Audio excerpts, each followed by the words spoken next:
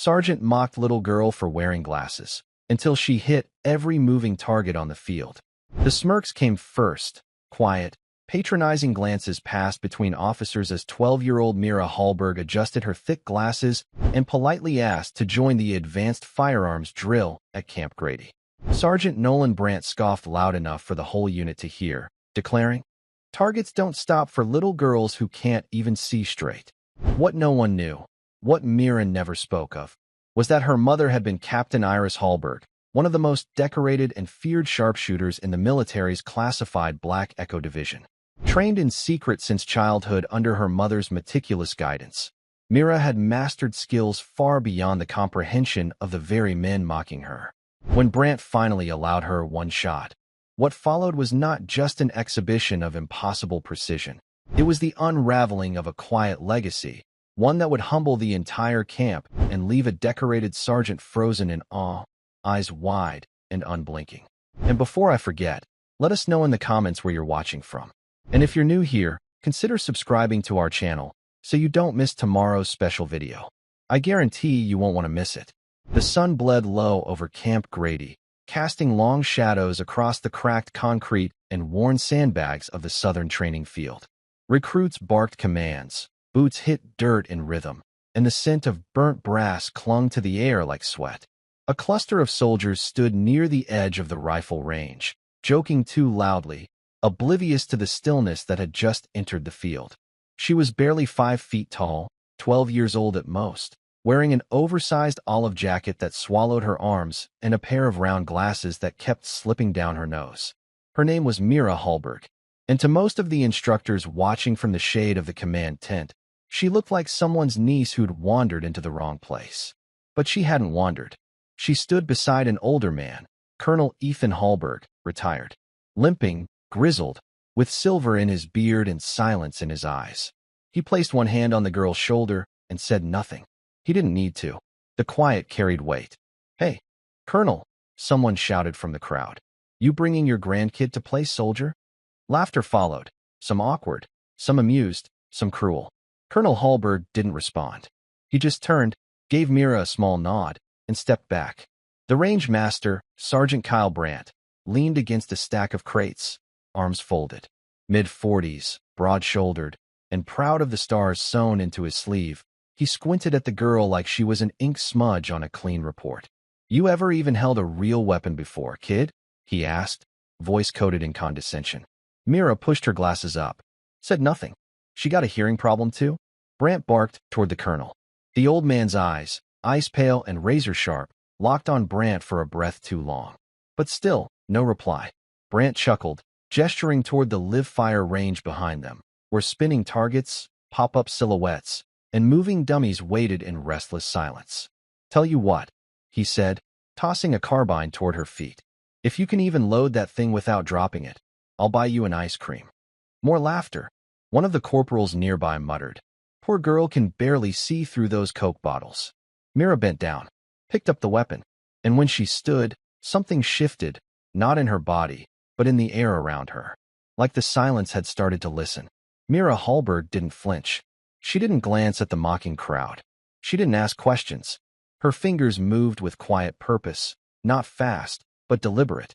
She inspected the carbine's chamber, clicked the bolt, and secured the magazine like someone performing a sacred ritual they'd repeated 1,000 times. Her face was blank, not from fear, but focus. Sergeant Brandt's smirk faltered for half a second. Colonel Hallberg had already stepped back to the tree line, standing with his arms behind his back, posture straight despite the limp in his right leg. He watched her now the way one watches a storm begin to roll across a quiet sky. Silent. Inevitable. "She's just mimicking what she saw online," Brandt muttered to the corporal beside him. "Bet she doesn't even know what zeroing means." But the corporal didn't laugh this time. He was watching Myra's hands, too. She adjusted the rifle stock, too big for her shoulder, and dropped to a knee beside the mark line. Her glasses glinted against the lowering sun. Still, not a word from her lips. The range tech tapped on his clipboard. "Targets live in 30 seconds. Brandt cleared his throat and shouted for the recruits to gather and watch. "Let's make this educational, folks. See what happens when someone walks in here thinking they're special." Mira exhaled slowly.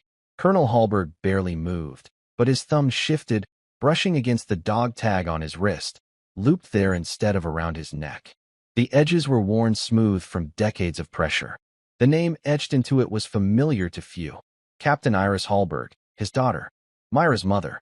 A flicker crossed the old man's eyes, but only for a moment. The first target whipped up, a silhouette with 3-second visibility.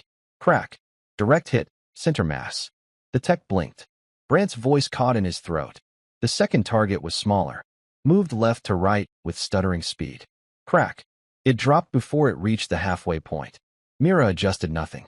Her breath remained steady. Her stance, while unusual, low, and slightly offset, was efficient. There was no tremble in her shoulders. No strain. By the 6th hit, no one was laughing anymore. By the 9th, not a single soldier made a sound. By the 12th, Sergeant Brant's arms were no longer crossed. And Mira, quiet, bespectacled Mira, hadn't spoken a single word. But the field had. It had started to whisper her name. After the 12th shot, Mira gently eased the rifle down. Not dropped. Not thrown. Placed. She stood up slowly, brushing dust from the knees of her cargo pants, glasses sliding slightly again. But she didn't adjust them this time. Her breathing was still calm. No triumph. No adrenaline flush. Just that same quiet composure.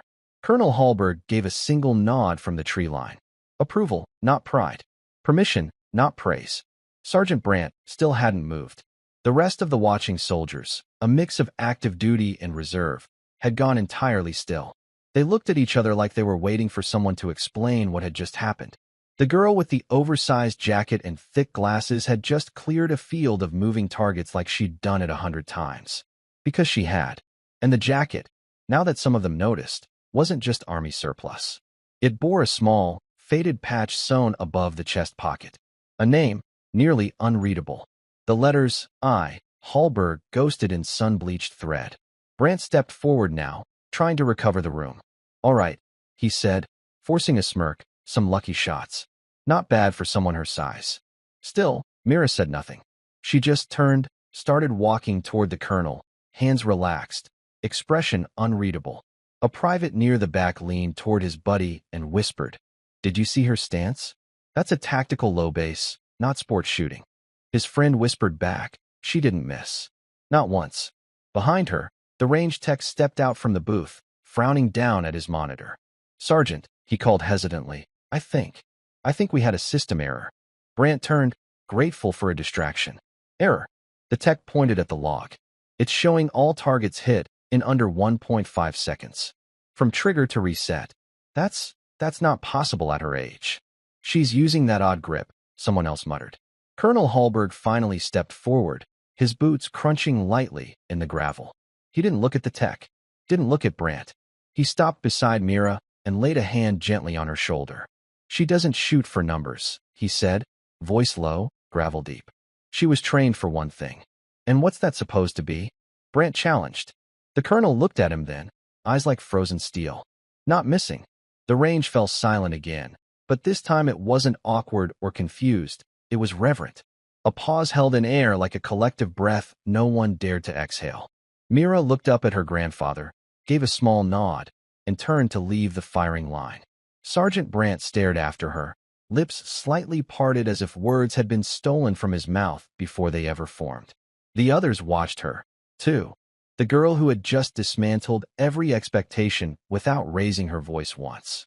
Colonel Hallberg walked behind her, slow and deliberate, every step etched with memory. Each movement felt like a history lesson buried in scars. "She's not military," Brant finally said, louder now. "She's not enlisted. That was just a stunt." No one agreed. No one disagreed either. Because they didn't know. Not yet. It was Specialist Amy Delgado, a young medic stationed at Grady, who noticed the small symbol stitched at the corner of Myra's sleeve, almost invisible unless you were trained to see it. A faded dagger over a set of wings. And above it, 3 tiny stars, hand-stitched. "That's not standard issue," Delgado whispered. She remembered seeing it once, in a photo framed on the wall of the colonel's office. A black and white shot of a woman kneeling in front of a helicopter, rifle across her back, arm around a baby wrapped in green. The woman had that same insignia. Captain Iris Hallberg. The field hadn't just watched a kid perform. It had watched her daughter's daughter echo every motion her mother once taught in the dark corners of foreign deserts. Every breath Mira took behind the rifle had been borrowed from a lineage carved by precision and pain. And suddenly, the glasses didn't look awkward. They looked like the last thing Mira had left of her mother, a mother who never came home from her final deployment. Colonel Hallberg adjusted his cap, turning once more toward the crowd. No one asked her to prove anything, he said, voice steady. She's here because I needed a place quiet enough to remember her mother. That's all. But Brant tried to interject. Hallberg's eyes leveled him. You asked if she'd held a weapon before. I'll answer you now, he said quietly. She learned to shoot before she learned to read. Then he turned, and Mira followed. And the silence followed them both. Sergeant Kyle Brant wasn't used to silence. Not from subordinates. Not from crowds. And certainly not from the kind of young girl he'd just tried to humble in front of half the base. He stood there, rooted to the dirt, still clutching the clipboard he hadn't used. His jaw tensed and released, over and over, like he was trying to chew his way through what had just happened. A 12-year-old girl had walked onto his range, said nothing, and left a hole in his authority big enough to march a battalion through. She didn't flinch, one of the younger recruits muttered. Didn't even hesitate on the lateral drift target, said another. Brant heard every word, and it stung. He turned sharply and started walking toward the barracks, the crowd parting without a sound. His boots hammered the ground with more force than necessary, but it was the only control he felt like he still had. Inside the small ready room, he slammed the door behind him and tossed the clipboard on the desk. The screen on the range monitor still showed the impossible string of hits, every one center mass or dead-eye perfect. He sat, elbows on knees, face buried in his palms. It wasn't just that she had outshot his expectations. She had done it with the weight of something ancient behind her. Something earned, not taught. He reached into his drawer and pulled out a photo. Worn, frayed edges. For soldiers, one of them younger him, standing beside a downed hello in Kandahar. At the center was a woman with the kind of posture that made everyone else look like they were playing dress-up. Captain Iris Hallberg. He hadn't known her well. Few did. But her name moved through the ranks like a myth you whispered in hushed tones. Sniper, tactician, ghost. The kind of soldier whose reputation outlived her own file. Brant had heard she died during a Black Ops evac gone wrong. Rumors circled about her daughter, but no one had ever confirmed it. No one had to. Now it all made sense. The jacket, the stance, the silence. He hadn't just mocked a child. He'd challenged a legacy. And whether he'd meant to or not, he owed her more than a sarcastic smile and an ice cream joke. He owed her respect. But the question clawed at his pride. How do you apologize to a ghost? Later that evening, the sun dipped beneath the wire fencing of Camp Grady, painting the horizon in dusky red. Most of the day's recruits had cleared the field, leaving only the whisper of wind and the distant echo of range cleanup. But Sergeant Brant couldn't sleep. He had spent years commanding that field, training soldiers, correcting posture, barking through drills until even the most arrogant rookies fell in line. He'd believed in that authority, in the unshakable certainty of rank and repetition. And yet today, a 12-year-old girl in glasses had walked onto his field and done what no one else had ever done. Made him feel irrelevant. He found her again just before sunset. Not at the range. Not with her grandfather. But on the old bleachers that faced west, sitting with her knees drawn up, the jacket bunched around her like armor. She was alone, watching the fading sky. Brant approached without the bark this time. No clipboard. No crowd. Just the man behind the name tag. His shadow fell over the bleacher rail, but Mira didn't turn. I wasn't trying to be cruel, he started. She didn't reply. He shifted awkwardly. I've seen a lot of kids come through this place thinking they're ready. Most of them aren't. You can't afford softness in a fight. I thought I was helping. Still nothing. Then she spoke, softly. You laughed before I even picked up the rifle. The words weren't angry. They weren't even bitter. Just true. Brant winced. You're right. I did. She looked at him then. Her eyes behind the lenses were not glassy or childish. They were measured. Quiet. Knowing. My mom used to say, Mira murmured, respect is a weapon. It cuts deepest when it's earned, not given. Brant sat slowly on the edge of the bench, leaving distance between them. Your mother was something else, he said finally. Mira nodded once. She never liked talking about it. They sat in silence for a while. Is that her jacket? He asked gently. She used to wear it when she'd clean her rifle, Mira said, fingers tracing the frayed sleeve. It still smells like CLP and pine needles. That detail hit him harder than he expected. I crossed a line today, he said after a pause. I thought I was teaching discipline. Turns out, I got a lesson in it instead. Myra's voice was almost a whisper. You didn't cross it. You just didn't see it. And for the first time in years, Sergeant Brandt had no comeback. Only silence. Word traveled fast through Camp Grady. By the next morning, Mira Hallberg's name had become something more than a passing curiosity. Not because she bragged. She hadn't spoken more than a handful of words to anyone else on base. And not because Colonel Hallberg said anything. He hadn't. He didn't have to. The whispers did it for them. She's the daughter of Captain Iris Hallberg. No way. The ghost sniper. I watched her clear that range like it was a game. You're lying. She hit every moving target. Didn't miss. Not once. Even those who hadn't seen it began to act differently around her. Not out of fear. Not even awe, exactly. But something quieter. A kind of instinctive recognition. Like seeing a scar and knowing there's a story behind it you wouldn't dare ask about. At breakfast, Mira sat alone at a table near the corner. Her tray had barely been touched. She didn't look up when people passed. But they noticed her. And she noticed them noticing, not with arrogance, but quiet awareness. When a corporal named Reese dropped his water bottle and it rolled to her feet, she picked it up without hesitation, handed it back, and nodded. He blinked. Thanks. She nodded again and returned to her untouched oatmeal. It wasn't much, but it shifted something. In the classroom where recruits drilled through tactics simulations, Mira sat in the back, notebook open, silently sketching diagrams of overlapping fields of fire. When the instructor paused the screen, asking a question no one answered, Mira raised a hand. Your arcs are reversed, she said gently. That's a crossfire risk. The instructor looked taken aback. She's right, murmured someone in the front. Mira flipped her notebook toward the light, her handwriting clean, precise, the angles diagrammed exactly. She didn't argue, didn't seek credit. She just saw things other people missed. And quietly, almost imperceptibly, the room adjusted to her. At the rifle shed later, an older gunnery sergeant passed her, glanced down at her stance, and simply said, You've had good training. Mira didn't reply, but she did glance toward the far fence, where her grandfather leaned against a post, arms crossed, eyes narrowed. He gave her a subtle nod, once. Approval, again. A legacy didn't shout. It didn't boast. It just made people change the way they stood when you entered a room. The following day brought wind and gray skies over Camp Grady, but inside the modular combat hall, the atmosphere was warmer than usual, quieter, even thoughtful. Mira sat near the exit doors, fiddling with a scope pulled from a broken training rifle. Her fingers moved with surgical calm, adjusting tension screws most recruits never even noticed. The optic was cracked, useless to most, but she kept turning it in her palm, eyes scanning for possibilities. Watching her from across the room was Staff Sergeant Elena Vickers, a hardened infantry trainer with 15 years under her belt and a permanent crease in her brow. She'd seen more than her share of hotshots and prodigies, but something about Mira gave her pause. It wasn't her skill. Not just that.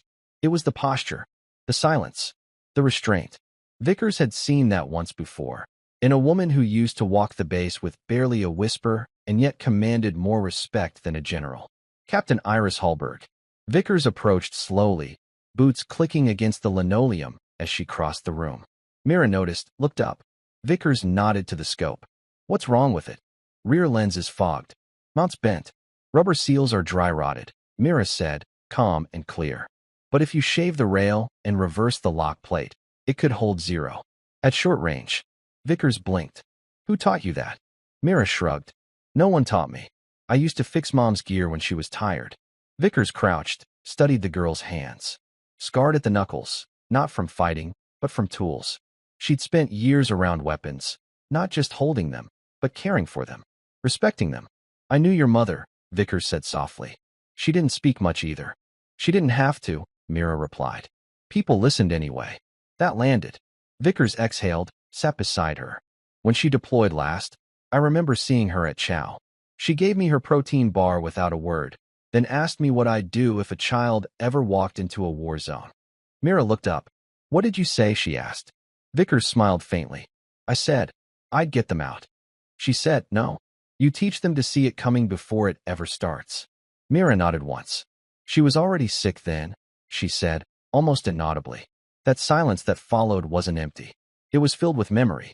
And Vickers, for the first time in years, felt that same chill at the back of her neck. The ghost was still here, just wearing glasses now. By late afternoon, Mira was back on the field, but this time the crowd was smaller and more intentional. Not gawkers, not skeptics, soldiers, instructors, a few off-duty officers standing casually near the fence, pretending not to watch. They all were. She was kneeling again, not on the firing line this time, but on a workbench near the range sheds, reassembling a trigger group. The weapon wasn't hers. It belonged to one of the younger recruits who had bent the trigger pin during cleaning. Mira had noticed it, said nothing, just quietly took it, sat down, and started fixing it. Behind her, conversations paused, just slightly, as people passed. Is that the Hallberg kid? Someone whispered. Yeah. Saw her shoot 2 days ago. Still thinking about it. Sergeant Brandt stood further back, arms crossed, watching. Not judging this time, studying. Trying to understand the thing that had unfolded right under his command. Every time he looked at her, he saw the moment he underestimated her flash behind his eyes. It haunted him, not because of pride, but because it had revealed something he didn't like about himself. The kind of blindness that doesn't come from lack of sight, but lack of depth. You ever see someone like that before? He asked softly. Specialist Delgado, standing beside him, didn't answer at first. Then she nodded. Once. But she wasn't 12. Mira finished reassembling the mechanism and handed it back to the recruit without ceremony. Next time, align the spring first. You'll feel it catch, she said, barely above a whisper. The recruit, a tall, broad-shouldered kid named Hayes, took it slowly, unsure how to respond. He wasn't used to being corrected by someone half his height. Thanks. Mira just nodded and walked off, eyes scanning the field, posture straight. The other recruits made room. No one said a word, but they moved. Subtle things were happening now. People who once ignored her were now letting her pass first. Those who would have dismissed her were now second-guessing their own assumptions. Mira hadn't demanded space. She hadn't raised her voice. But space had been given. Respect, like shadow, doesn't need light to exist. Just presence. And as Mira stood near the range boundary, the weight of eyes on her back wasn't uncomfortable. It was earned. Night came soft and slow over Camp Grady. Inside the temporary housing unit reserved for visiting personnel, Mira sat cross-legged on her cot, a worn green duffel open beside her. She pulled from it a long, hard-sided rifle case, scratched, faded, with a dent near the hinge and a single crimson thread tied around the handle. She ran her fingers across it. Then, carefully, she opened it. Inside lay a rifle, old but immaculate, custom-built, matte finish, reinforced stock. Beside it, a folded cloth wrapped around a single photo, a patch, and a laminated ID. Captain Iris Hallberg. The photo was creased, her mother, in desert fatigues, crouched in front of a Humvee, smiling faintly. Mira was barely visible in the corner of the shot, a toddler holding a plastic wrench. She held the photo carefully, the way some people hold prayer cards. Not because it was fragile, but because the memory inside it was. Colonel Hallberg sat nearby, polishing a small leather-bound journal with a cloth. He wasn't looking at her, but his presence filled the room. She carried that rifle longer than I carried my first command, he said quietly. Mira nodded, but didn't speak. She never missed, he added. Not because she was perfect, because she knew what it cost. Myra's fingers hovered over the bolt. She didn't pull it, just traced the etching at the top, 3 initials, IH. Colonel Hallberg finally looked over. Do you want to know the first time she used it? Mira glanced up. She was 20, he said. An ambush in Kandahar. Squad was pinned. She climbed a ridge under fire. For shots. For silences. And then, she didn't speak for 3 days.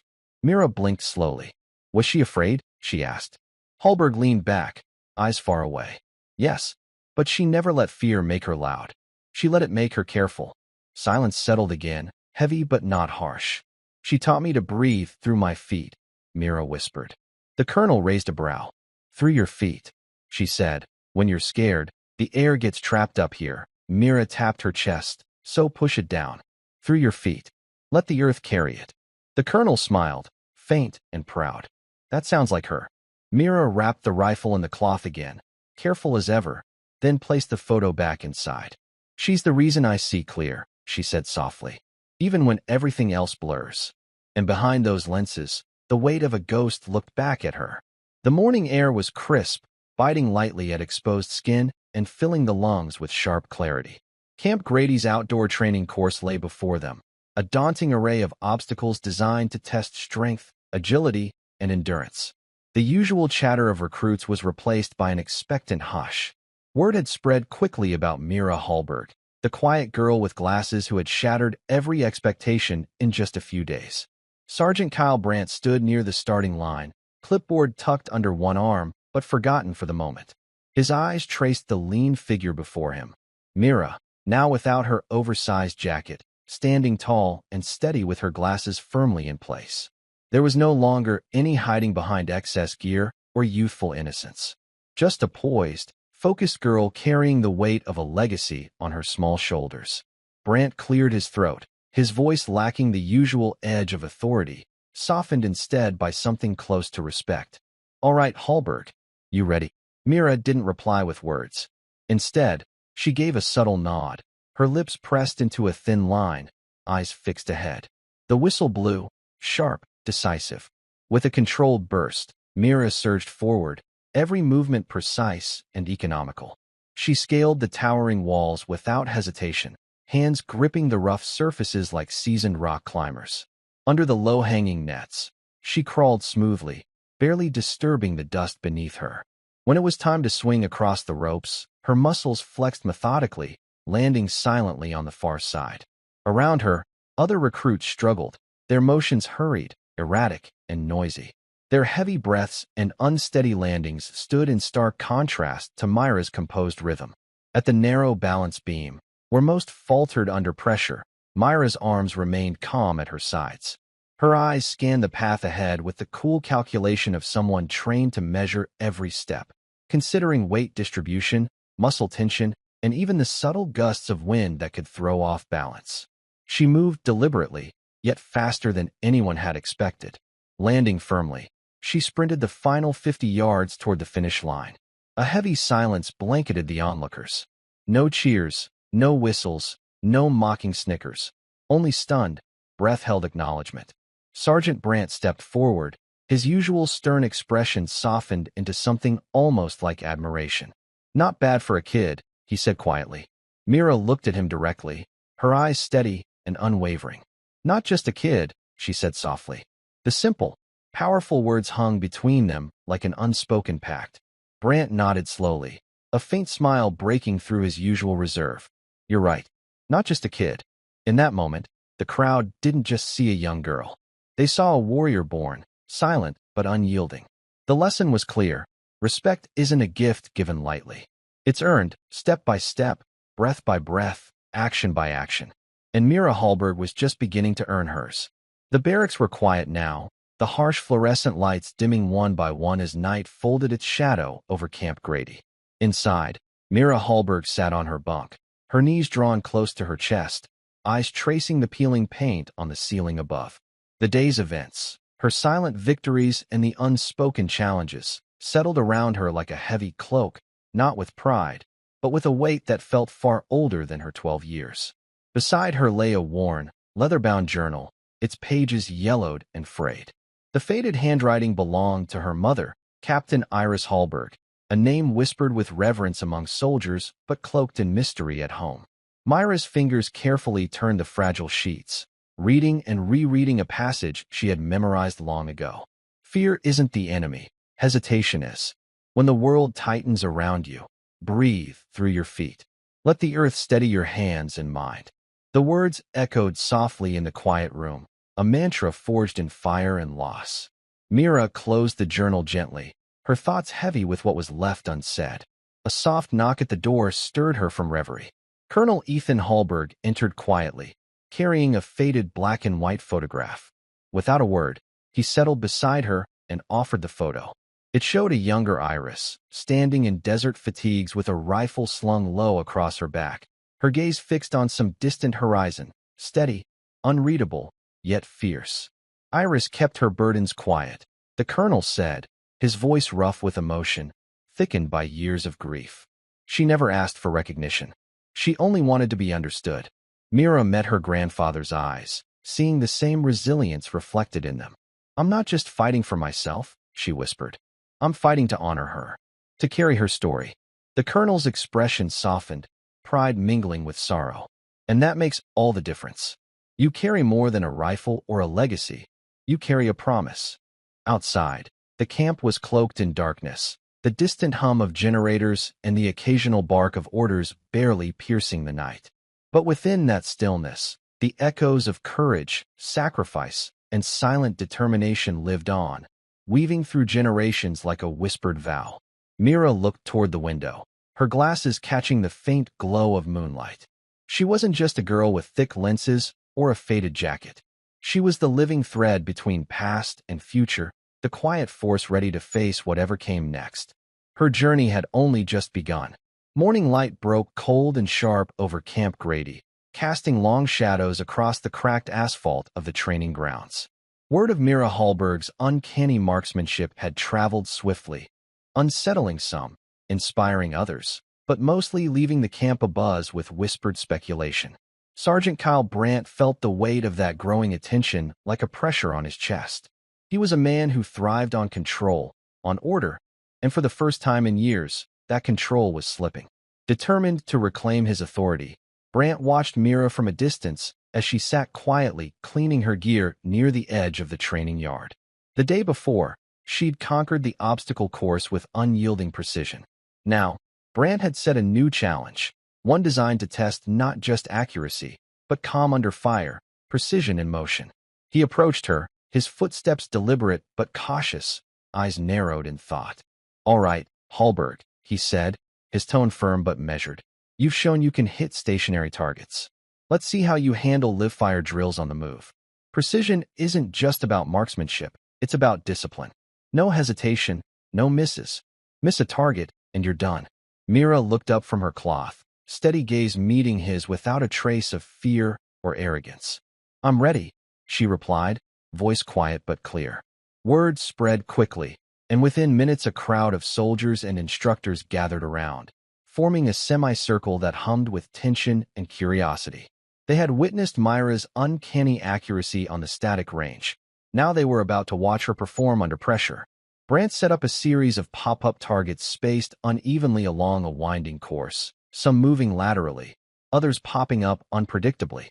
The drills simulated real-world unpredictability, the chaos of combat, where calm resolve could be the difference between life and death. The whistle blew sharp. Mira exploded into motion, moving with a fluid grace that belied her youth. Her boots pounded lightly against the ground, weaving through obstacles with practiced ease.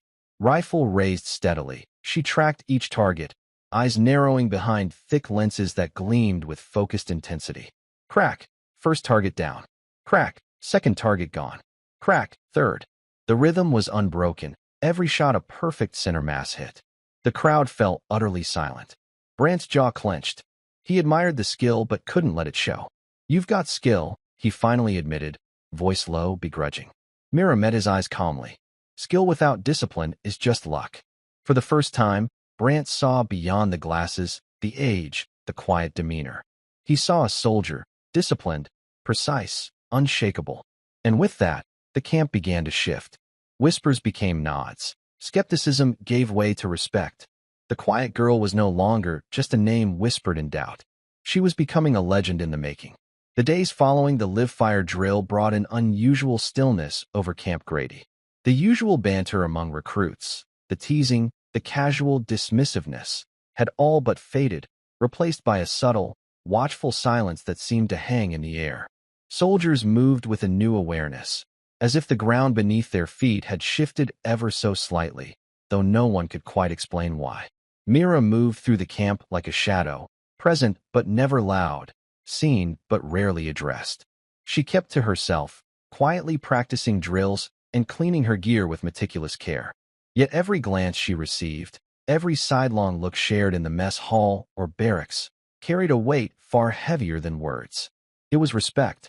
Not the kind demanded by rank or ceremony, but the kind earned through presence and quiet strength. Colonel Ethan Hallberg noticed the change too. At morning briefings, he often found his eyes lingering on his granddaughter, seated calm and composed in the back row. He watched how others tried to catch her gaze and quickly looked away, uncertain whether to approach or give her space. Even the most seasoned soldiers seemed unsure how to interact with someone who carried such an unmistakable legacy with humility and grace. One afternoon, Mira sought solitude in the camp's small chapel, a place she seldom visited but felt drawn to in moments of reflection. The chapel was simple and worn, its walls lined with old stone and stained glass that filtered light in muted colors. She knelt silently, hands folded over a worn prayer book that once belonged to her mother. The scent of aged paper and faint incense enveloped her, a fragile shield against the weight of her thoughts. Her breathing slowed, steadying as she centered herself.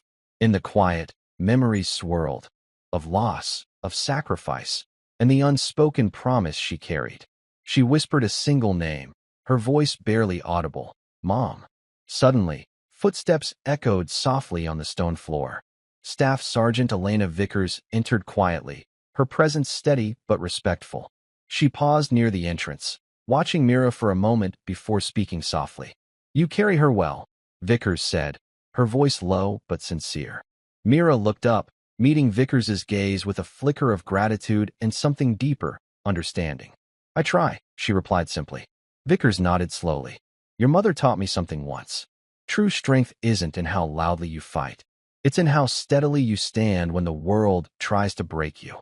Myra's fingers tightened around the prayer book. The weight of those words settled deep.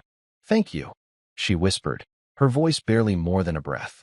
Vickers offered a faint smile before turning to leave. In that small chapel, surrounded by shadows and soft light, two warriors connected, not by rank or years, but by legacy and quiet understanding. Outside, the camp continued its slow transformation, and Mira stood at the center of it all, silent, steady, unbroken. The air at Camp Grady was thick with tension, as if the very atmosphere had been charged overnight.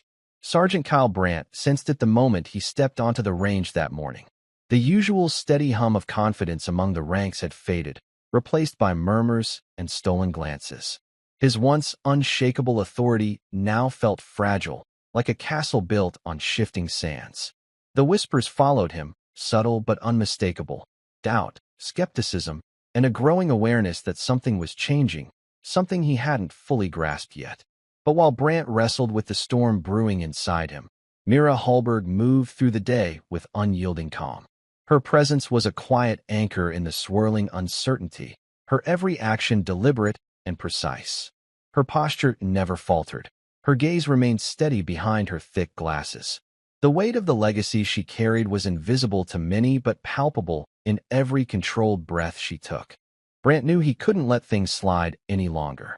If he wanted to maintain order, he had to push harder, not just physically, but psychologically.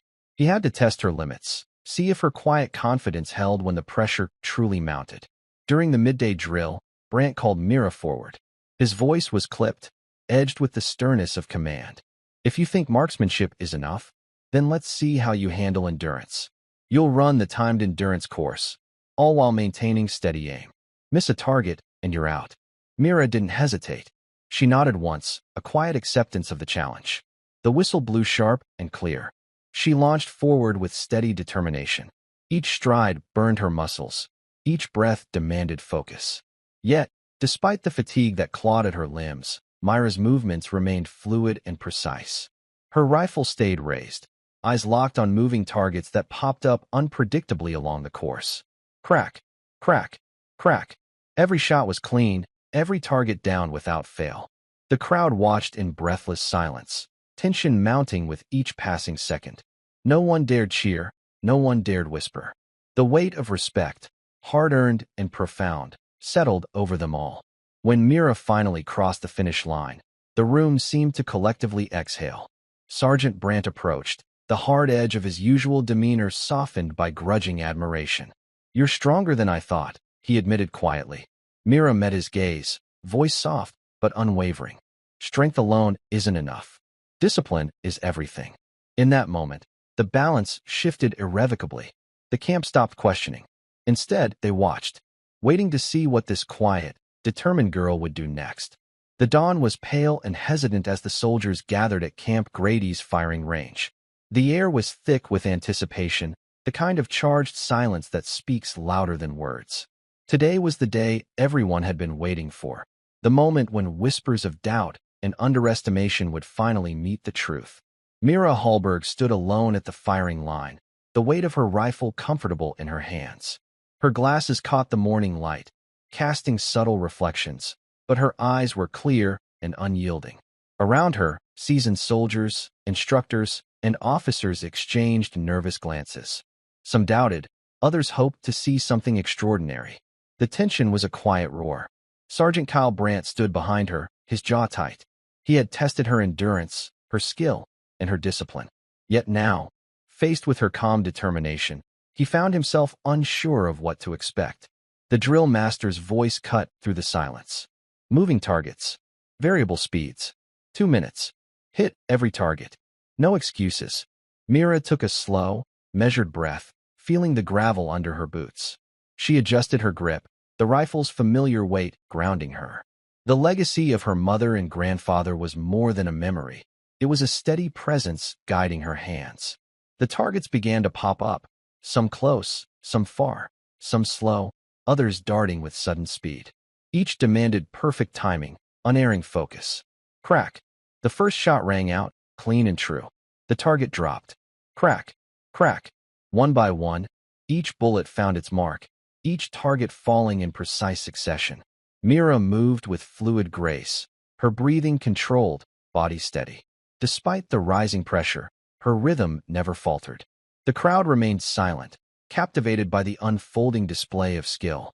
Eyes narrowed in concentration, breaths held tight. Time seemed to slow as Mira worked through the course. When the final target dropped, the range was silent for a heartbeat longer than expected.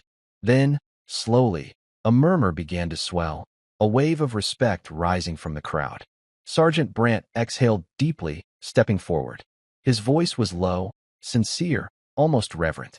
"Hallberg," he said, meeting her steady gaze, "you didn't just hit every target. You changed the game." Mira lowered her rifle without a hint of triumph, only quiet resolve. Her victory wasn't loud or boastful. It was precise and profound.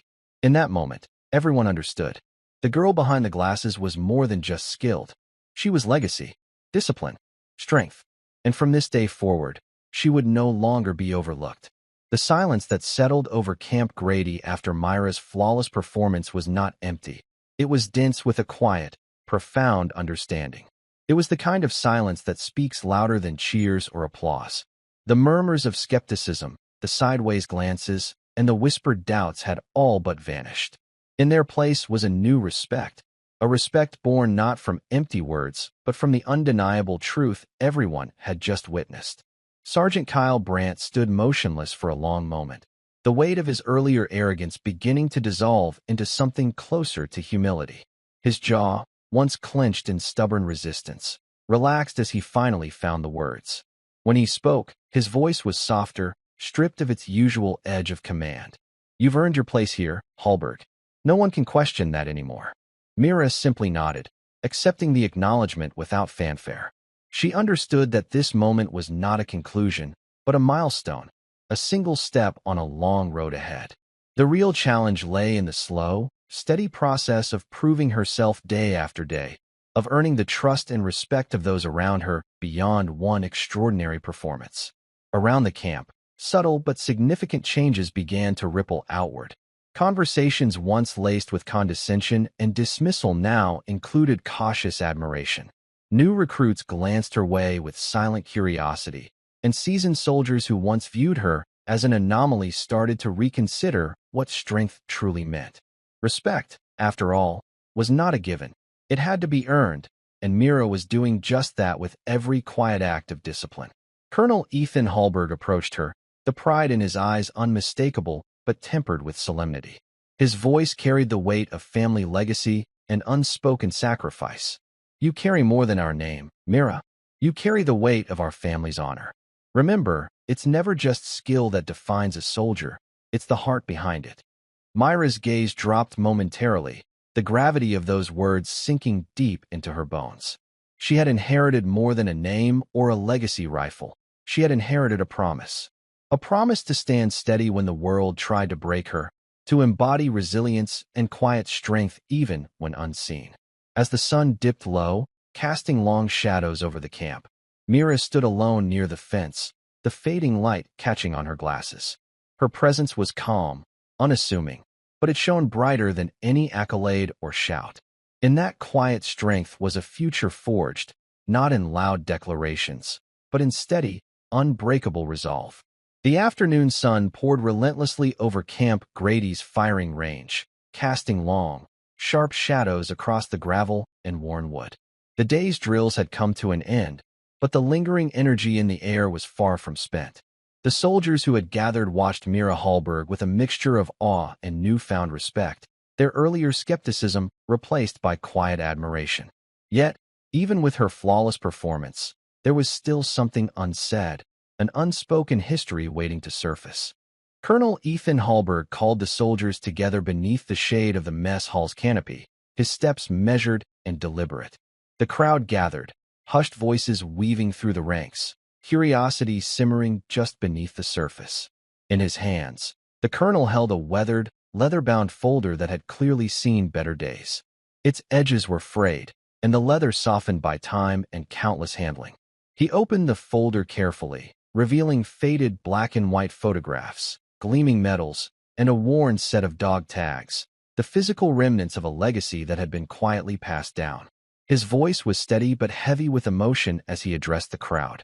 This, Colonel Hallberg began, holding up a photograph of a younger woman in desert fatigues, eyes fierce and unyielding, belonged to Captain Iris Hallberg. Your mother, Mira. Myra's breath caught in her throat as her eyes locked onto the image, a warrior etched in time, a reflection of strength and sacrifice she carried in her own heart. The room grew silent, the weight of history settling over every listener like a solemn vow. Iris was more than a marksman, the colonel continued. She was a leader in impossible situations, a force who never sought recognition but earned it through courage and sacrifice that few ever saw.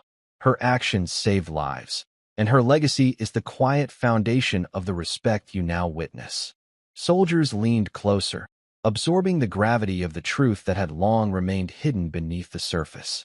Sergeant Brandt stepped forward, voice low and tinged with regret. I didn't know. The colonel nodded gravely.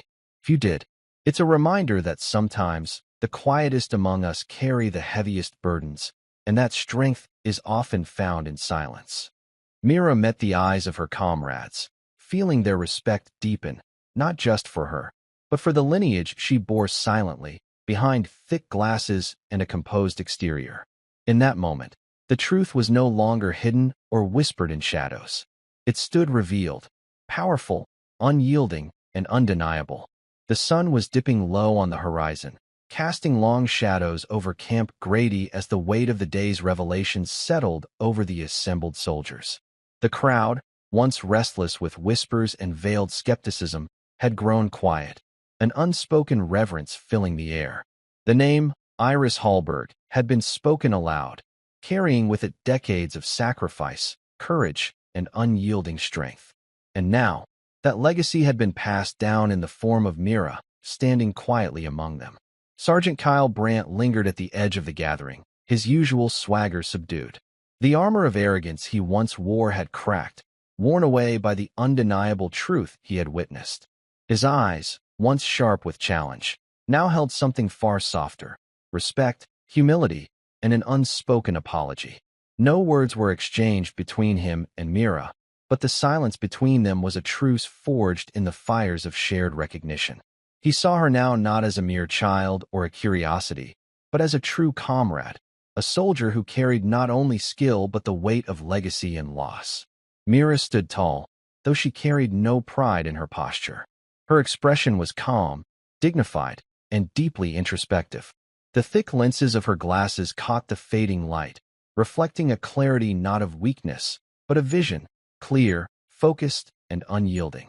She was the quiet center of the storm, steady and unmoved, embodying the strength that had long been overlooked. A hush fell over the camp as Colonel Ethan Hallberg stepped forward once more. His voice was soft, but carried the weight of generations. "This moment is not about glory or accolades," he said solemnly, "but about remembering what true strength looks like, the courage to stand firm, steady, and silent when no one else is watching." That silence stretched out, profound and full of meaning. It was not emptiness, but a presence, a collective acknowledgement of sacrifice and honor that words could never fully capture. The soldiers, old and young, felt the gravity of history pressing gently upon them, binding them together through shared respect. Myra's eyes flicked briefly toward the crowd, then lowered in quiet acceptance. The burden and blessing of her lineage settled around her like a protective mantle. Camp Grady had changed, not with loud fanfare or hollow applause, but with the steady power of truth, presence, and unspoken understanding. And in that stillness, Mira reclaimed her honor, dignity, and the legacy of every silent warrior who came before her. The sun had fully dipped below the horizon, leaving Camp Grady bathed in the soft blue hues of twilight.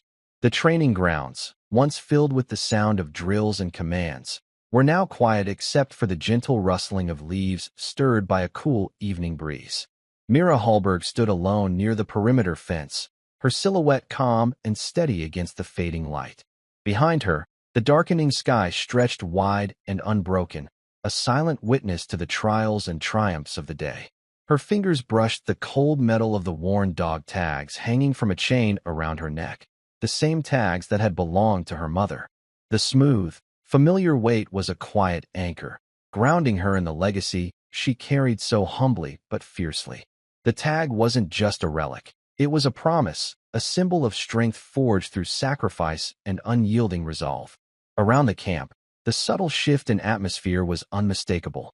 The soldiers who had once cast sideways glances of doubt and whispered quietly about the girl with the glasses now looked toward her with something deeper, a respectful silence that spoke volumes.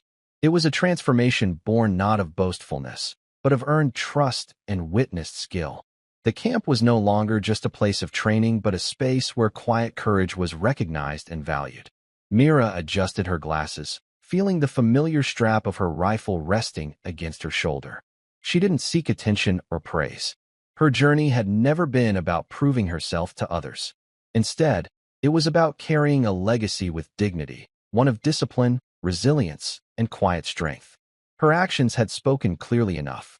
The breeze shifted again, carrying the scent of pine and earth, mixing with the fading warmth of the day. Mira took a deep breath, letting the stillness seep into her bones. There was no need for fanfare. No applause would ever be needed. Her honor and dignity had been reclaimed through truth, presence, and steady determination. Turning from the fence, her footsteps were light but purposeful as she walked back toward the barracks. The shadows stretched long behind her, but the path ahead was brightened by something far more powerful than any spotlight: unwavering resolve. Mira Hallberg was no longer invisible. She was the embodiment of legacy, discipline, and honor reclaimed. As night settled over Camp Grady, her story, a quiet testament to resilience and strength, would ripple silently through the camp, inspiring those who dared to truly see. Thank you for following this story. If you enjoyed it, please subscribe and share your thoughts below. Where are you watching from? Let us know in the comments. Stay tuned for more immersive tactical stories.